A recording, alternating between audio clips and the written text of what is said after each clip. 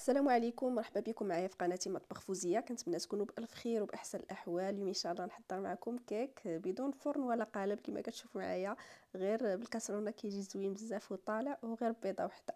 قبل ما ندوزو للمقادير وطريقه التحضير بغيت نترحم على ارواح الشهداء اللي ماتوا سواء في المغرب او في ليبيا. الله يرحمهم ويصبر عائلتهم يا ربي، ويلحقنا بهم مسلمين. ونبداو بسم الله. كما قلت لكم هاد الكيكه هذه بيضه وحده، كنحتاج بيضه وحده، شويه ديال الملح، وكاس ما عمرت ديال السكر. دائما السكر حسب الذوق. كنخلط السكر مزيان مع البيض حتى كيولي اللون ديالو فاتح بهذا الشكل، غير بالطراب اليدوي كما كتشوفوا معايا، وهكا حتى السكر كيذوب. ضروري تخلطوه مزيان. بعد ما كنخلطو كنضيف نص كاس ديال الزيت النباتيه، وكنخلط غير بشويه.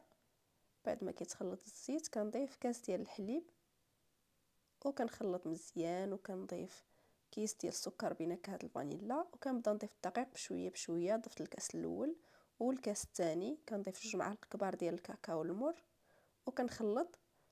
وبالنسبه للاخير كنضيف غير ربع كاس ديال الدقيق وجوج ديال الاكياس ديال الخميره ديال الحلوى، وكنخلط. بالنسبه للقوام فكيكون هكا ثقيل شويه، ما يكونش خفيف بزاف كما كتشوفوا معايا، يعني ما يكونش ثقيل ما يكونش خفيف، هذا هو القوام.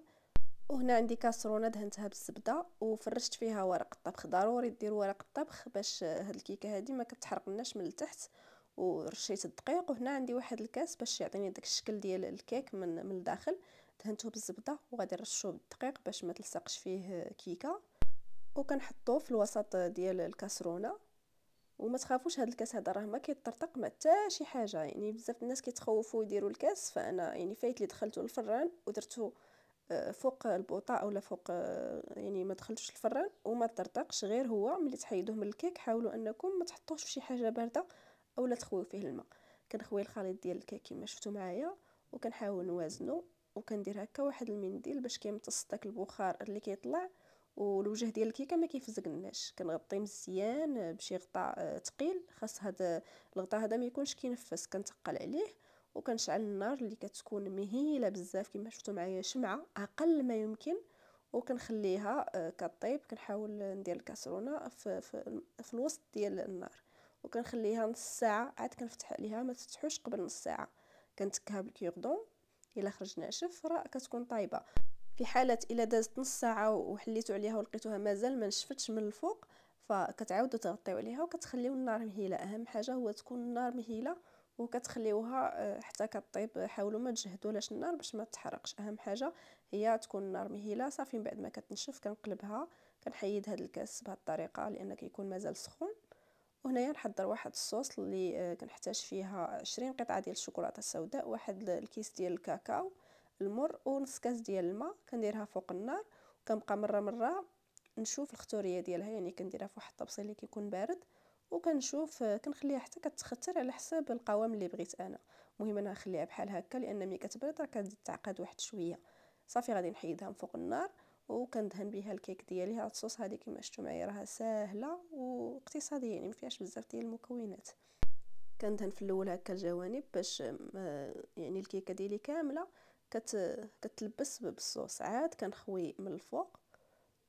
وكنعتذر على الصوت ديالي صراحه الا ديرونجاكم لان مريضه، وشحال وانا كنتسنى باش ندير الصوت، ولكن ما بغيتش نتسنى اكثر، قلت ندير لكم الصوت واخا مازال مريضه.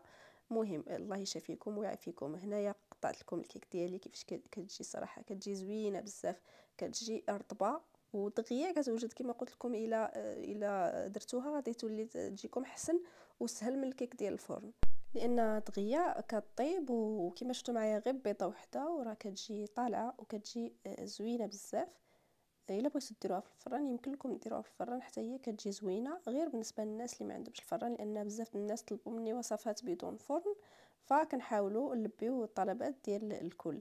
وصلنا لنهايه الفيديو. ما تنساوش تجربوا هذه الوصفه وتخليوا لي ارائكم في التعاليق. والا كنتم مازال ما اشتركتوش في القناه فاشتركوا وفعلوا جرس التنبيهات باش يوصلكم كل جديد ان شاء الله.